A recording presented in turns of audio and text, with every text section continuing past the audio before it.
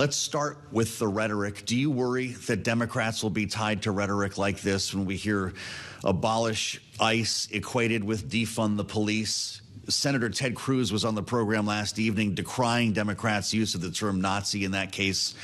How worried are you about this moment we're in?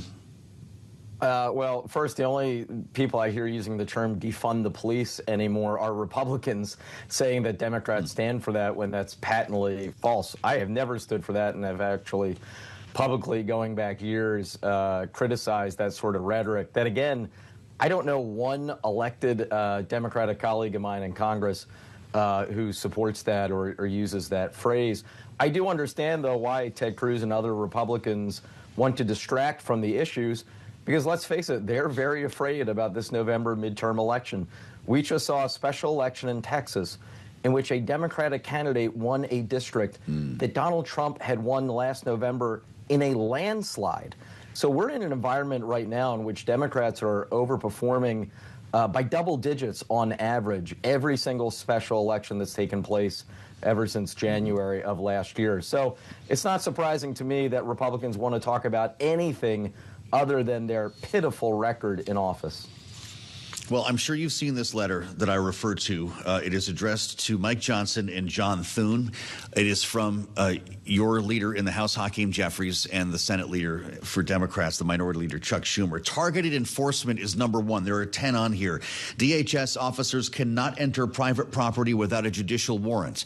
This is something Republicans have pushed back hard on, suggesting it would simply take too long for an enforcement action to come together. Number two, Congressman, has been extremely controversial, which is curious to some, and that's demasking. No masks allowed. Prohibit ICE and immigration enforcement agents from wearing face coverings. John Cornyn, 2 days ago on Bloomberg, called that an insult to the agents. Is this going to be the sticking point on a deal?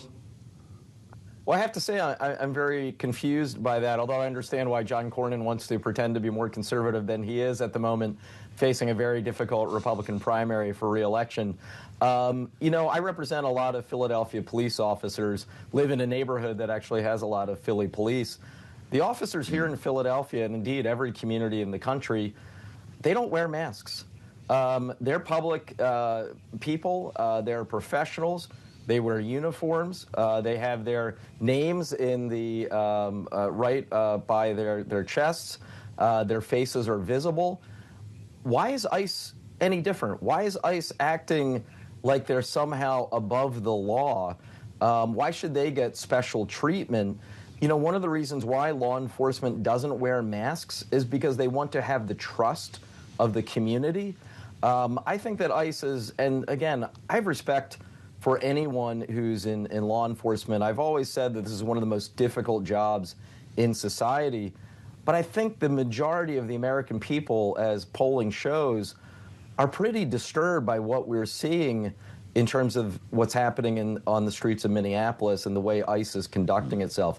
So I'm someone who has always been pro-law enforcement, understands the difficult jobs they have, but also recognizes that we see real chaos and mayhem on the streets of Minneapolis that isn't making any of us safer. Frankly, it's making us less safe.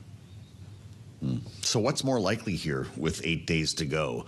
A deal that resembles this list of restrictions, or a 1 year or full year CR for the Department of Homeland Security? Well, so just to be clear, I think reining in ICE and having it act like a normal law enforcement agency is the appropriate and right policy. I think a pretty solid majority of Americans agree with me on that, as recent polling has showed. Now, the question is, will the Trump White House back down and accept that over the course of the next 8 days?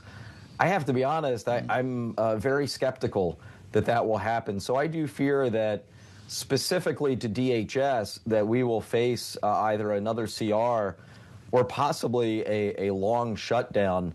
The quicker that this White House recognizes that the way ICE is behaving is not right and not helping achieve their stated mission is the best route to go.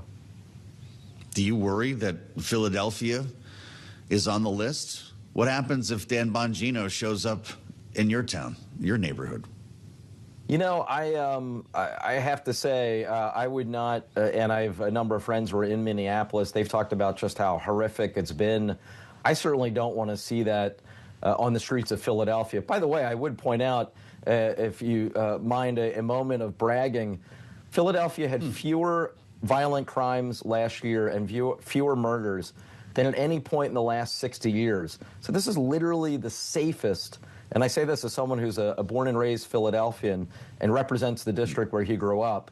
Philadelphia has actually never been safer at any point in my lifetime than it is now. That's something that we should celebrate and that other communities can learn from. The last thing we need is a repeat of Minneapolis here on the streets of Philadelphia.